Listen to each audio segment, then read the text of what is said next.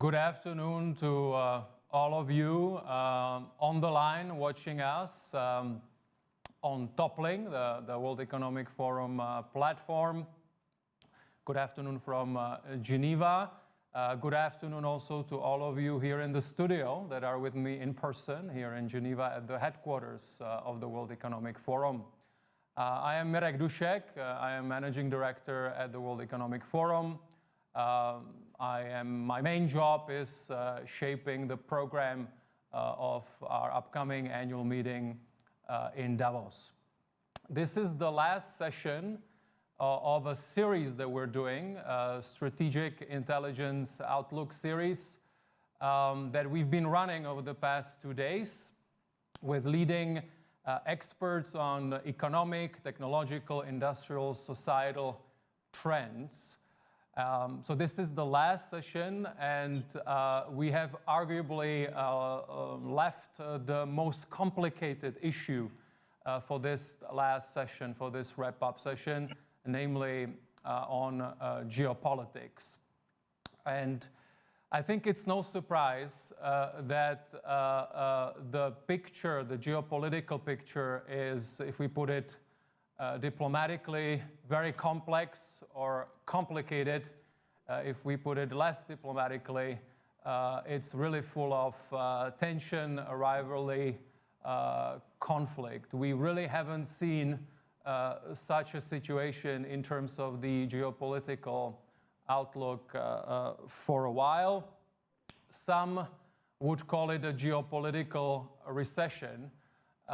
Whatever the name is, whatever we call it, it is top of mind, not only of foreign ministers and national security advisors and analysts, but it's also top of mind of people that are heading civil society organizations. It's top of mind of business. A lot of the people that are watching us, some people may also be here in Geneva at the studio with us that are leading business organizations.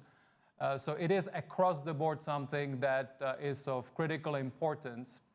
And so we will have together about 45 minutes, and we will like to look under the hood of the geopolitical outlook. And when I say looking under the hood, what does that mean? Because we obviously are all affected, I think, by all these geopolitical shocks. So that's, I think, front and center now for a lot of us, the latest being the tragic violence in the Middle East. And that's a big part of why I say a lot of people are concerned about the geopolitical landscape. But then there is the other part, which are the structural issues within the international architecture. And again, those of you who follow this very closely, there is no surprise. We all know that the relationship between China and the United States, again, to put it very diplomatically, is very complicated and complex. We obviously still have the war in Ukraine and the attendant complicated, again, put it diplomatically, role of Russia in the international system. We also have the growing schism between what some would term the global north and the global south, or lack of trust, if you will. That's another structural feature of this complicated geopolitical landscape. And then the other thing I would like to achieve today is around how does this actually intersect with some of the other big pieces of international relations, if you will, the big transformations around energy and climate, around technology, around the economy.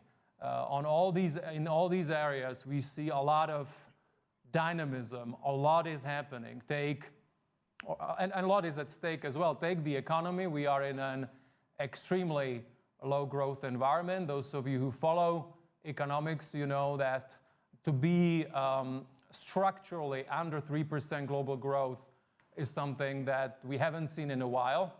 So again, a major concern, if you will, in terms of the global economy. Obviously, we all know that this year is said to be, or is already confirmed to be, the hottest on record.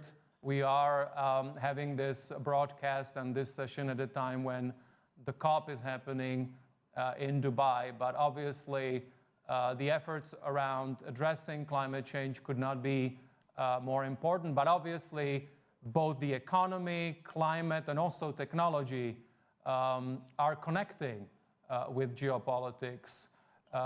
If we look at it a little bit, you have, of course, now you could say the complicated geopolitical picture is a drag on all those three things. It doesn't have to be. If you look at ASEAN, if you look at, of course, the European Union, if you look at also what is now being accomplished with the African Continental Free Trade Area, it could be also an enabler.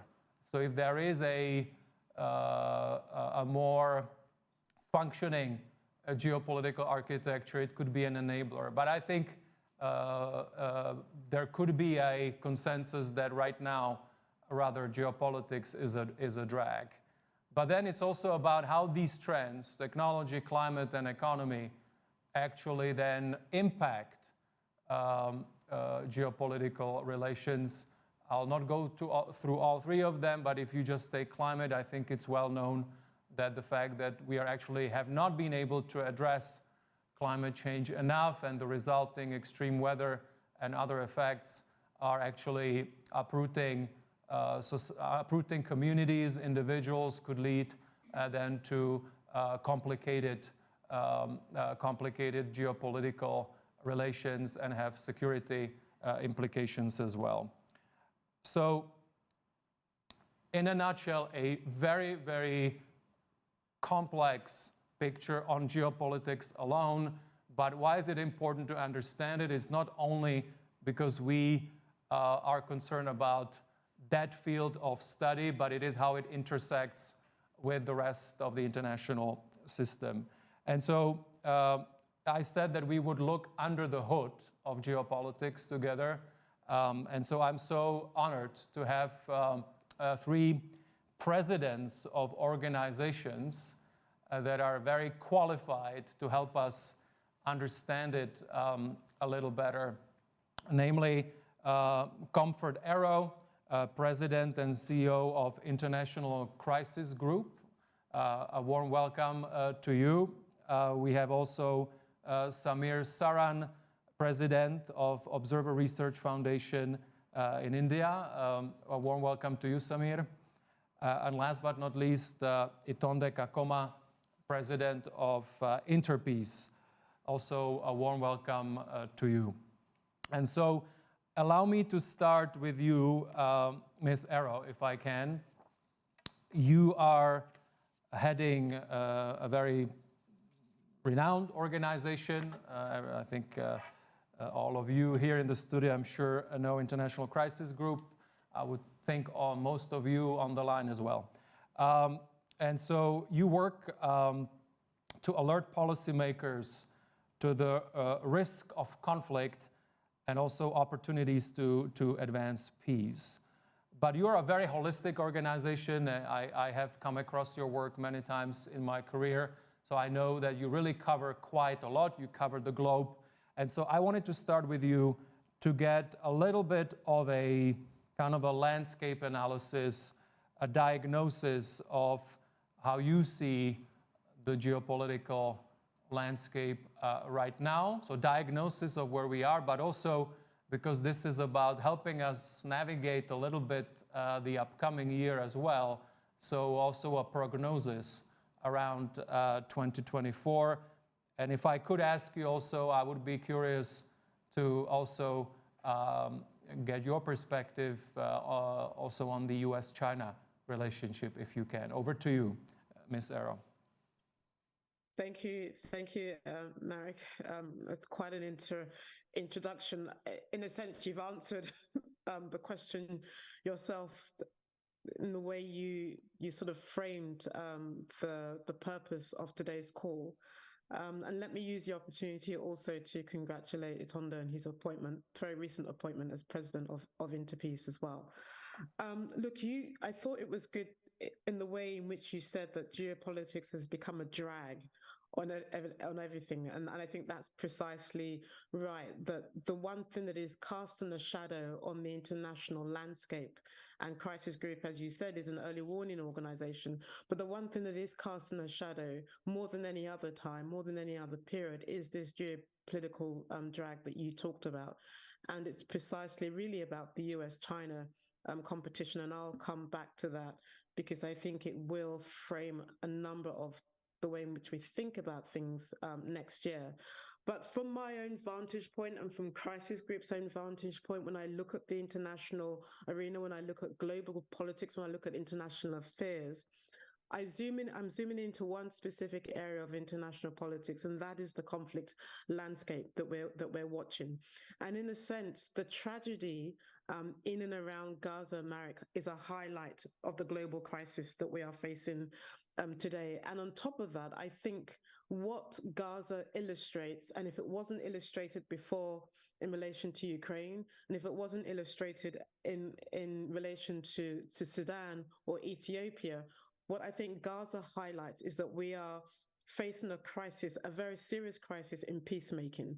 And put simply, for an organization whose work is about early warning, for an organization's work which is about conflict resolution and finding pathways to peace, what we are facing today is a sort of diplomatic efforts to head off or to end wars are failing. Now, you might look at what's happening in Israel today and the incremental steps that we've sort of achieved in the last few weeks to get a humanitarian pause or a temporary ceasefire, whatever labeling you want to get aid into Gaza. But I don't think it hides the fact that today we really do see ourselves facing a serious sort of crisis in peacemaking.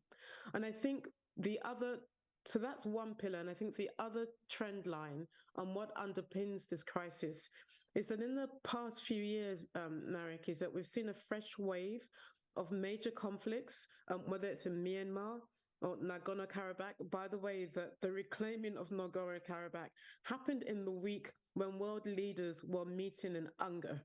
And it was a very brazen, very bold reclaiming of Nagorno-Karabakh, and we can come back to that. Ethiopia, Sudan, Eastern DRC, plus, of course, Russia's invasion into Ukraine. No region has really been spared in terms of a decline into further conflict. Not only are there more wars killing people, the wars are lasting longer. By some estimates, twice as long on average, and than what we've seen in the last few decades. We also seen a rise in human suffering, the humanitarian toll, the humanitarian catastrophe. The numbers were significantly higher last year than we've ever seen since the end of the Second World War, bar the genocide in Rwanda. Now, so that, and also, Marek, the other sort of observation that we're observing in Crisis Group, and I think it's going to be very much there in 2024, because you asked us to think about 2024. I think we're going to see that the efforts just to do the simple deal making is going to get harder. So where fighting, for example, Marek, has calmed, we are seeing that the lull in relation to fighting owes more to one side prevailing militarily on the field rather than pursuing a deal making. So, for example, we can look at Afghanistan, Ethiopia, I've mentioned already, in the form of Tigray, and more recently in Nagorno-Karabakh as well. So, Marek, in a sense, there's nothing new in that warring factions always look for ways in which to triumph on the battlefield. But the years since the end of the Cold War, Marek, were marked by efforts of peacemaking, where we saw some serious peace settlements. But we haven't, in the last few years, observed any serious peace deal. I mean, I think the last one in Utunde, it would be good to get your perspective. The last serious peacemaking effort that we saw, and I would not put Ethiopia into this because that was a victor's peace in Pretoria. The last serious peacemaking we saw was in 2016 with the FARC. So I think it's worth bearing in mind that we don't see diplomacy itself has been hijacked in the midst of the geopolitical trends as well. And I think what makes it that difficult, what is making contemporary peacemaking more difficult, owes precisely to what you talked about, Marek, which is the geopolitical drag and also the geopolitical shifts that we're seeing in power. So it's very clear to us that the tools to restrain various actors are becoming brittle, are increasingly fragile. So sanctions themselves are no longer strong enough. We've seen how Putin has been able to transform the Russian economy into a war economy, for example. We've seen also that the constraining use of force no longer yields or changes the dynamics on the ground. I think, Marek, to point to one issue that you raised, is that nobody or a number of actors no longer or are calling into question or are increasingly frustrated or see a crisis in legitimacy in the normal tools, multilateral tools that we would turn to help address a number of these crises as well. And overshadowing this, Marek, is what you pointed to, the US-China relationship. And that was great that we saw Xi Jinping and Biden have the side talks in San Francisco on the sidelines of APEC. Both sides, quite rightly, since last year, I think we were very nervous that both leaders did not talk since last year. And we all saw what happened with the balloon incident. And I think it was a testimony to how brittle the relationship was between both sides. But both sides clearly want to put a flaw in the relationship, particularly before Taiwan's elections in January and before the US elections in November. It was vital that both sides were able to talk. I think for us, it was vital also to get a number of pronouncements that suggest some kind of de-escalation in Taiwan.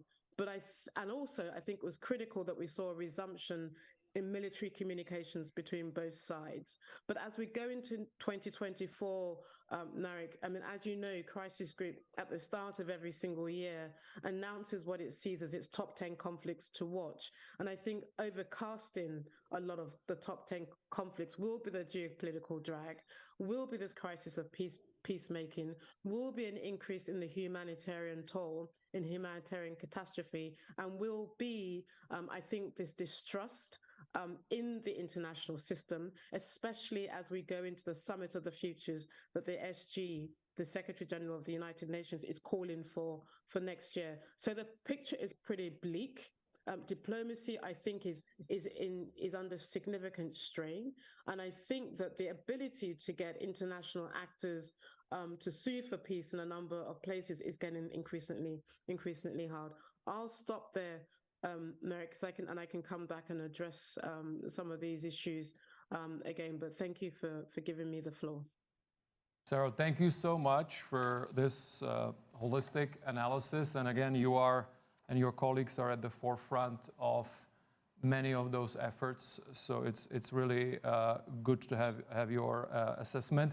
I wonder, and we could discuss that later, you said there is a crisis of peacemaking. Obviously, there is the bigger piece of the power rivalry and how it's impacting the tools we have at our disposal, but it would be good to also say, do we need new tools in terms of some of the institutions that could help with that?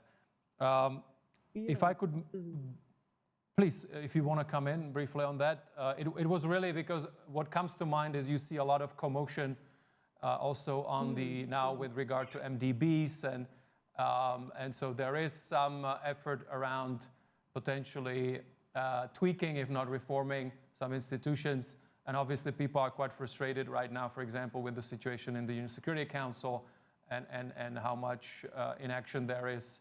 And so just maybe a quick reaction from you on, do we need new tools? Yeah, this is really an excellent question. And, paradoxically, the Secretary General, as I mentioned, has called everybody to the Summit of the Futures next September in New York. And one of the big areas that he's been focusing on is this idea of a new agenda for peace.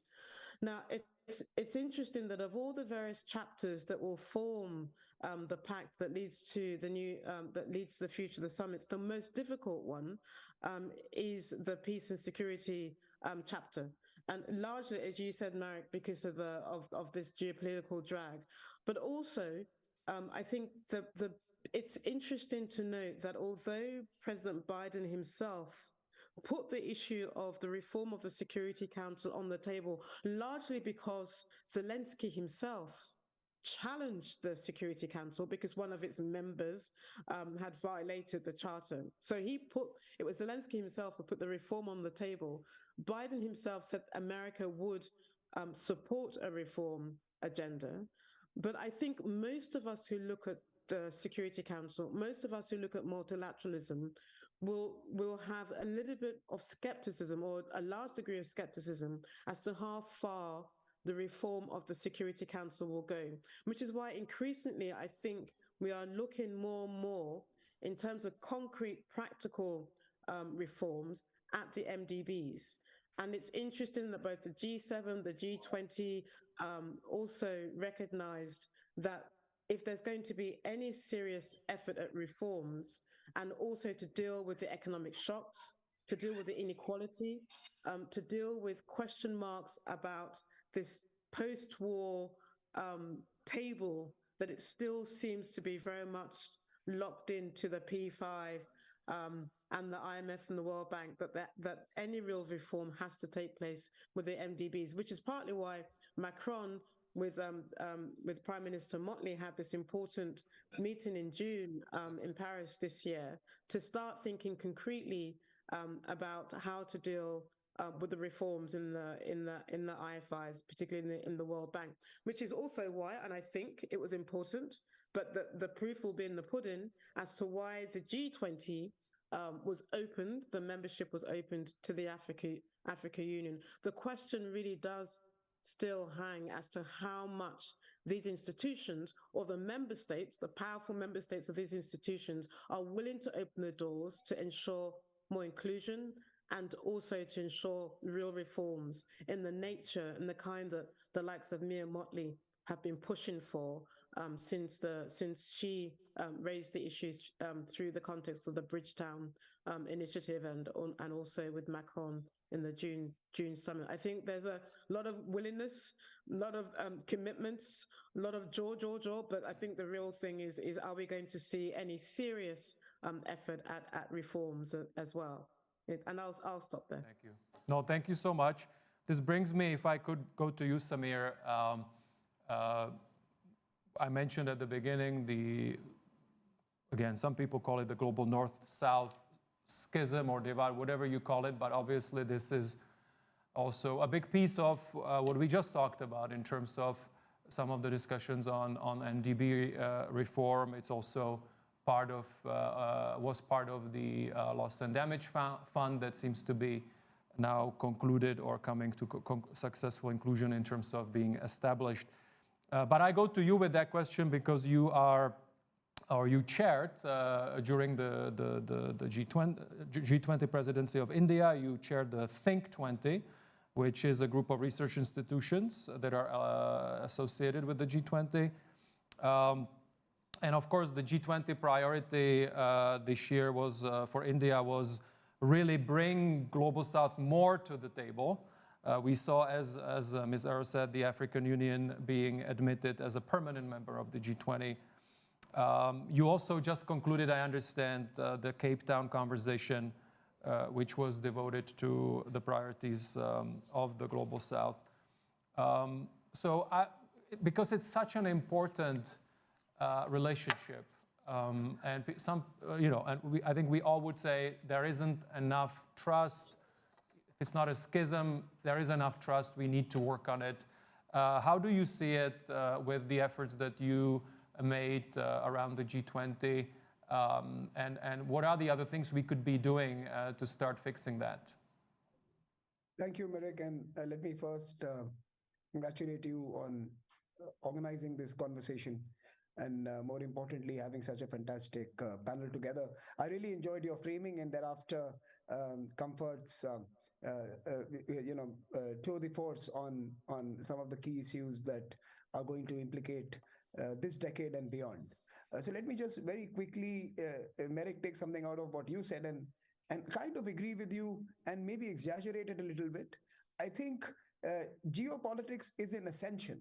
Actually, we are more political and more aware of questions of security, of nationalism, of self-serving policies today than we ever were in the last few decades. So geopolitics is an ascension. It is multilateralism which is in recession.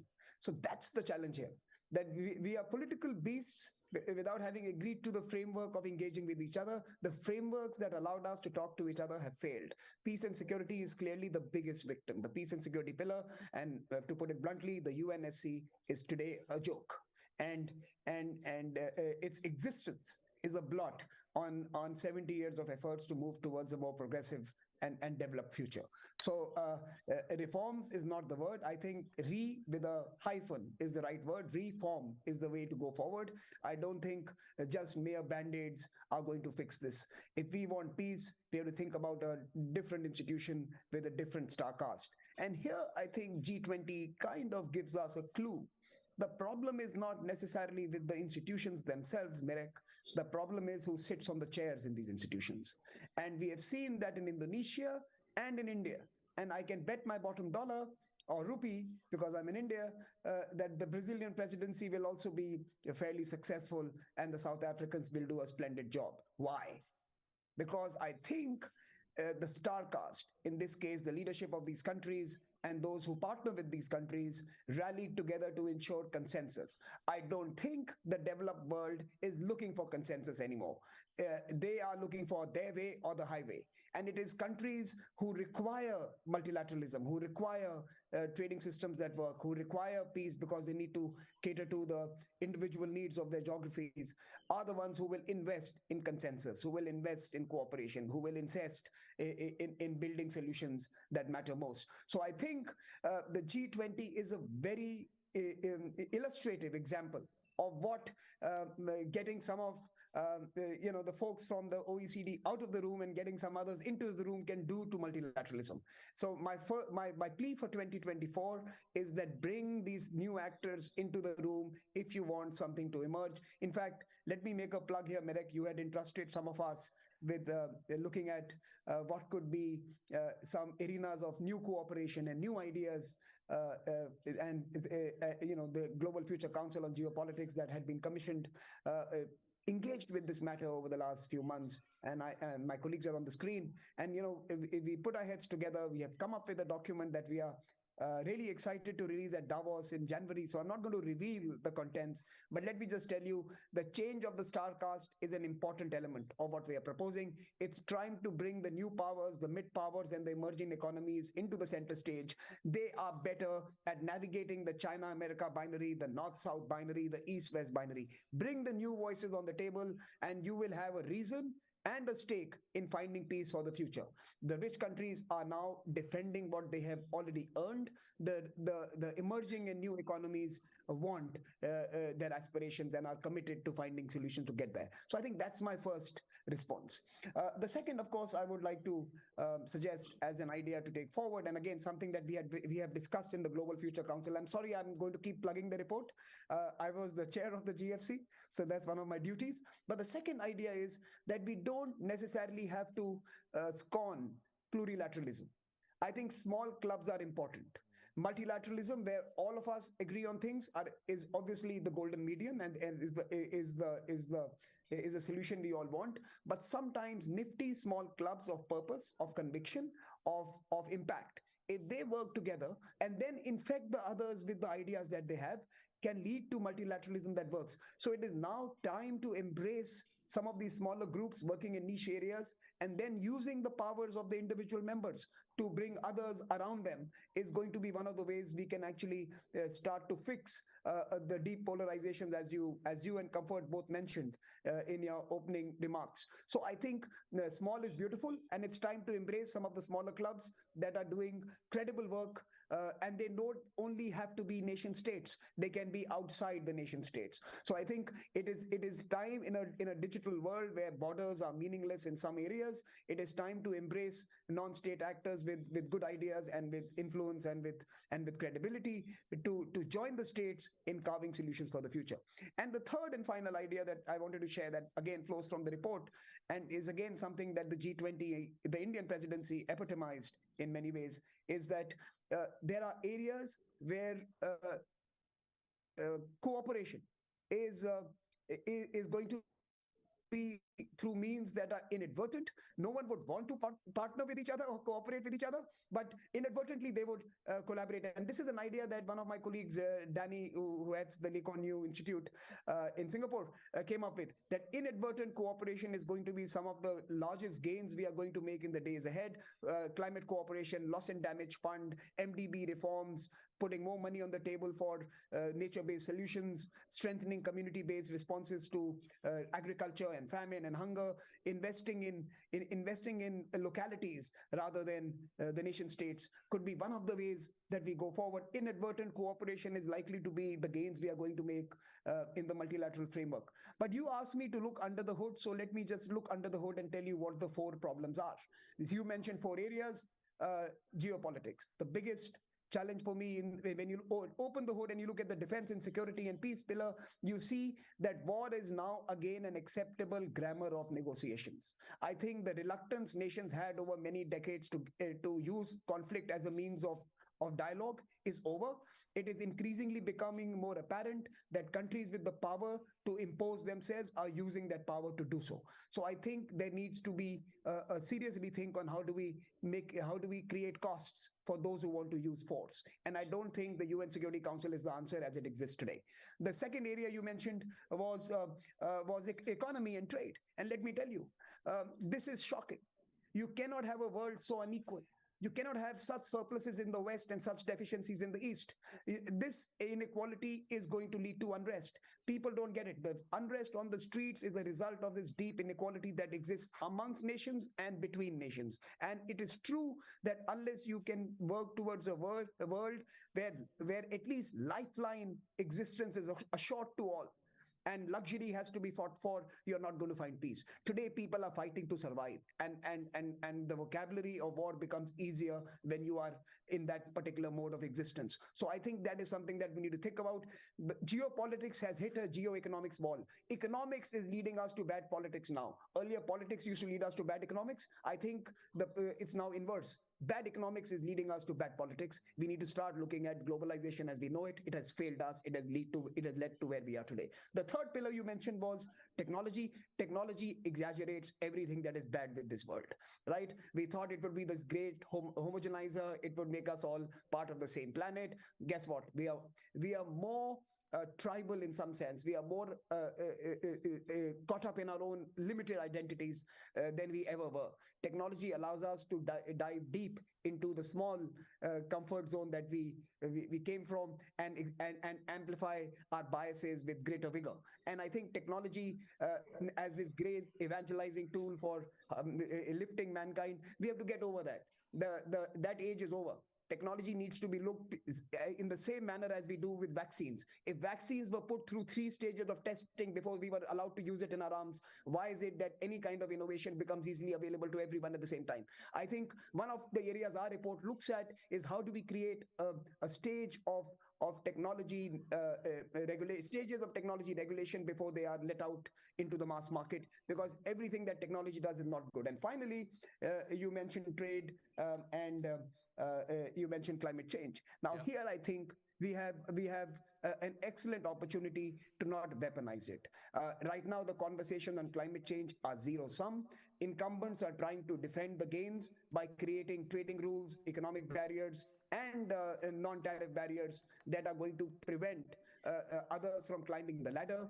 Climate, if treated as zero-sum, is going to lead us to a situation where all will burn.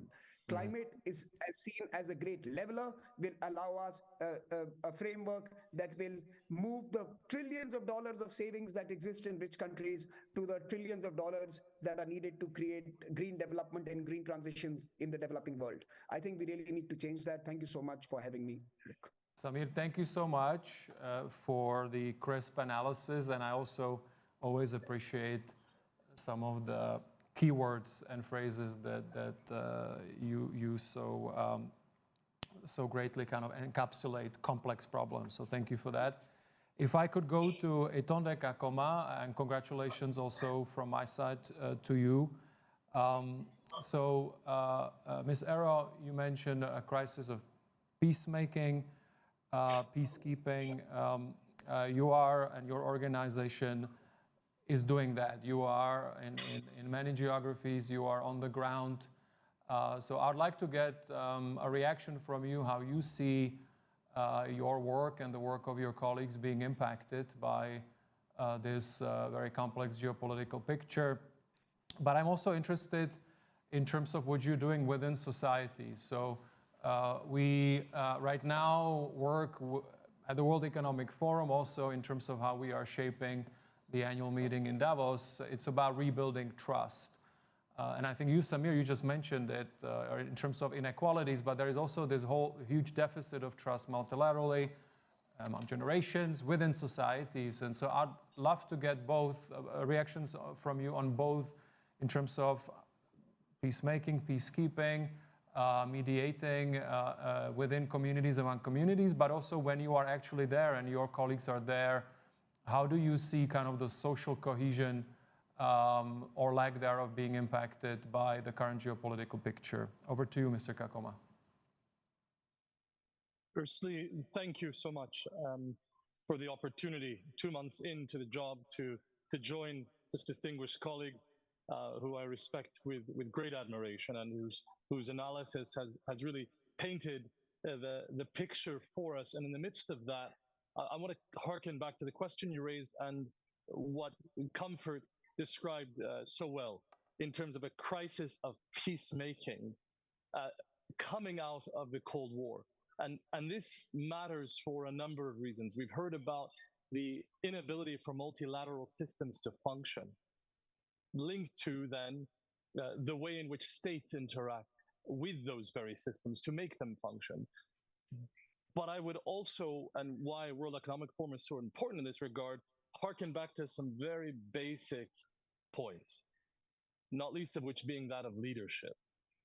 When we look at those agreements that have been reached, that have had a sense of longevity and durability, that speak to the concerns of the lived experience of communities enduring various forms of conflict, leadership matters there. And the absence of leadership at this moment of monumental change taking place in a J-curve fashion really gets to the heart of why the United Nations system and other multilateral bodies are taking so much heat at the moment. Our first chair, Marty Atazari of Interpeace, who passed away recently, in many ways defines that era that Comfort was describing. And I know he served for a number of years in the Crisis Group Board.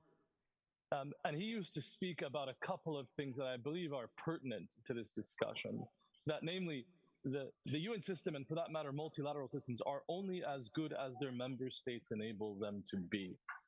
Now, what does it mean in light of what we are hearing today with regards to the overt increased relevance of geopolitics in the absence of effective multilateral systems for the work of peacemaking? I come back to some basics again. Number one, we know that an elite-based deal-making, peacemaking will not endure. That is not to take a naive approach. Elite politics matter, but not in the absence of in-depth, substantive consultation. And where we have seen peace agreements fail is oftentimes associated with a lack of inclusivity and a lack of consultation, and instead of focus on the immediate short-term gains of a small group of, unfortunately, only men who carry weapons and have access to the purse of a state. that model reflects the crisis of peacemaking that my distinguished colleagues so clearly described. It's a model that can no longer be supported. And I say that with humility because it's also reflecting how power has been injected in the way in which peacemaking is conducted. Now, that being said, I think it also requires us who have been entrusted to lead institutions like those present with you today to take seriously with a high dose of humility the politics of history and the lessons, the hard lessons, those successes and failures in peacemaking. And I believe we are staring plainly in the face of horrific peacemaking, which are leading to disastrous results in Sudan, in Gaza, in Israel, for that matter, in many parts of the world. And until we take those failures seriously, tied to an overt concentration on elite-based politics in the absence of taking more seriously the lived experience of communities, we will not see enduring peace. And to that end, I believe social cohesion is coming up in a much more profound way today than I've heard in other parts of say, phases in my career in advancing peace. And by that I mean the concentration on the efforts of those individuals who are living through working in complex environments and saying they cannot rely solely anymore upon external intervention to quote unquote save the day. And so our role, in a sense, the institution that I'm leading, is to evolve with those changing dynamics. I'm just stepping out of, as they called it, the inaugural first United Nations civil society organization dialogue, which I find it very hard to stomach, that would be called the first one in advancement of peace building. Hard to stomach because we know where that work gets done on a daily basis, but also a reflection of an increased recognition by the UN, its leadership, that you cannot do it alone and that you have to forge those partnerships, but partnerships that are rooted in a new way of respecting a less hierarchical form of those in the global north versus those elsewhere, and really taking seriously, again, I repeat the phrase, that lived experience, a new way of trying to understand possibilities for the future. Let me finalize with this. I find it both intriguing and compelling that hard security analysts looking at the situation in the Middle East today are talking about other types of issues that are blocking the ability of leaders to think about alternatives for the future. And they're talking about the way in which intergenerational trauma is blinding the ability of leaders to really inject the longer view of what makes for durable peace beyond the short timeline of political gains, and thinking again in an intergenerational matter. And I think this aspect of how the human psyche is impacted in situations of compounding forms of conflict and crisis needs to be taken much more seriously, because it's directly impacting the quality of peace being put forward. I really want to thank you again for the opportunity. I look forward to further exchange with you. Thank you so much, and I really appreciate you are with us. I know also that you are on the road somewhere, so that's particularly appreciated. I have to now be introspective because I see the clock and time flies, so we are at time. We have exhausted the time allocated. I think it's been because it was so interesting. So I wanted to thank to all of you for your analysis. I have to say that at least my feeling is, based on your comments, but also overall, I think the atmosphere, at least it's more honest. I think people are now more honest about the gravity of the situation. Some of the issues that, let's face it, have been under the surface for some time, but are now right in front of us. And what I also liked in the conversation that we had today is that as grave as these things are, each of you have presented ideas that can help us in the future. Some people would say we're in a transition. Some people would say we're in a completely different world already. But I think it is important that we start thinking very quickly about solutions that can help us along those multiple axes that we elaborated on together. So again, thank you so much to the main protagonists to be with us, Comfort Arrow, Samir, Saran, Itonde Kakoma. I really wanted to thank you. I also wanted to thank all of you on the line, on Toppling, who watched this session. Also wanted to thank all of you here in the studio. This is, as I said at the beginning, this is the final session of the Strategic Intelligence Outlook series that we've held here over the past 2 days. We held it also last year at this point in time. And it's a great tradition for the World Economic Forum to wrap up the year and look also to the year ahead. Thank you so much. Be well.